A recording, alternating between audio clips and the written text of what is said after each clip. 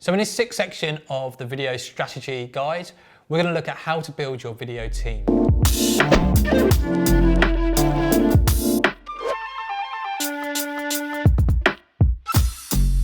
So we're about halfway through this video guide, and so far I've been focusing on the who, what and where.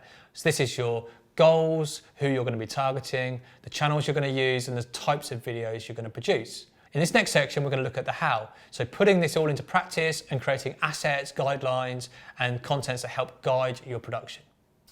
So we're going to start with looking at the team.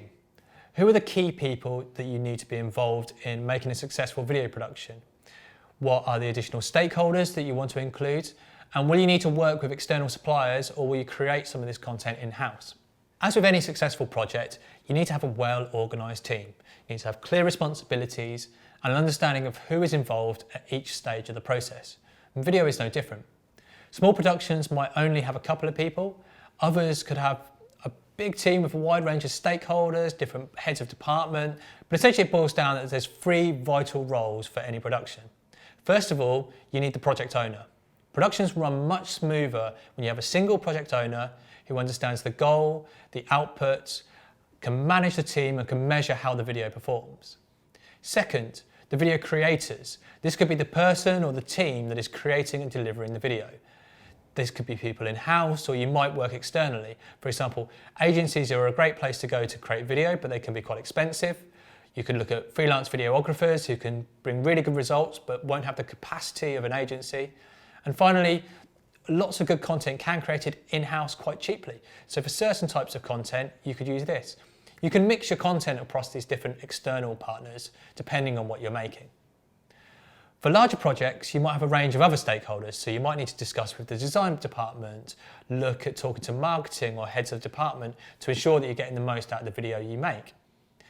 We find it's better to distribute content to these higher level stakeholders only at certain points in the process. So first point would be at the start when you're defining the brief or direction, so you can sign off that everyone's happy with where you're going with this video, what you're making. And then you want to put them, probably second point would be later when the video is near completion, so you can show them something that's nearly finished.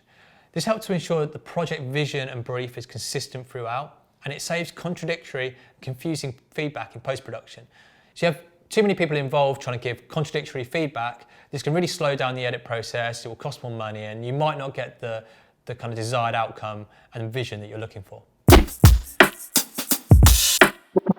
So in conclusion, number one, define the team and define the roles and ensure that you've got clear lines of communication.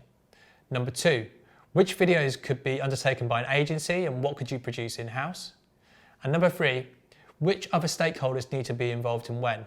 Sometimes good to get people involved from different departments just to bounce ideas around, because content could cross over and you might be able to get more value out of what you're doing. In this next video, we're going to look at the content calendar and content grids and how you can plan your content over the next few weeks or months.